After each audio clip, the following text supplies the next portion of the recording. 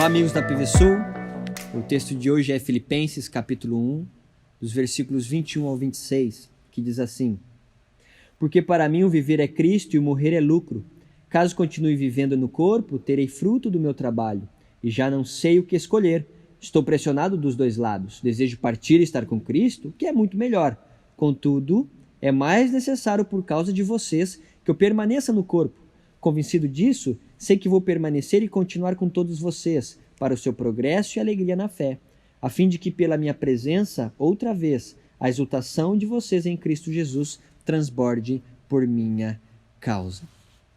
Observe que no versículo 20, Paulo tinha expectativa de que através do seu corpo, Cristo fosse glorificado, quer em vida ou em morte. Minha pergunta é por quê?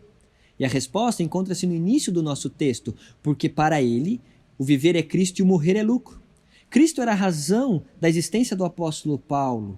Então, se ele ficasse vivo, continuaria firme na rocha, continuaria servindo ao Senhor com o propósito de glorificá-lo. Se ele morresse, poderia estar de forma plena na presença do Senhor. Nesse sentido, na vida ou na morte, ele tinha a expectação de glorificar e engrandecer ao Senhor. Agora ele fica diante de um dilema e tensão entre a vida e morte. O que escolher? Não como se Paulo tivesse a opção da escolha soberana. Agora eu quero viver, agora eu quero morrer.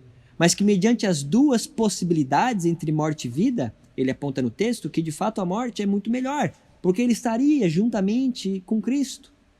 E olha que interessante, ele não pensou que a morte era melhor porque ele estava com medo de morrer diante da situação que ele estava vivendo, mas porque ele sabia no fundo, que morte era lucro. E de certa forma, meus irmãos, não precisamos ter medo da morte diante daquilo que estamos vivendo hoje. Afinal, a nossa pátria está no céu. Nosso nome está escrito no livro da vida. A morte para nós também deve ser considerada lucro, porque nós também estaremos com Jesus Cristo quando morrermos. No entanto, o texto continua, ele avança e apesar da morte ser a melhor escolha, o apóstolo Paulo relata que aqueles irmãos filipenses estavam precisando dele e devido a essa necessidade, ele preferia permanecer, ele desejava permanecer vivo debaixo da vontade do Senhor, por amor àqueles irmãos, com o objetivo de encorajá-los ao progresso na alegria e na fé. Isso é algo que nós podemos e devemos aprender com o apóstolo Paulo. Nós também devemos e podemos desejar viver, mas com um propósito. Ele desejou, ele escolheu, ele preferia viver porque havia um propósito.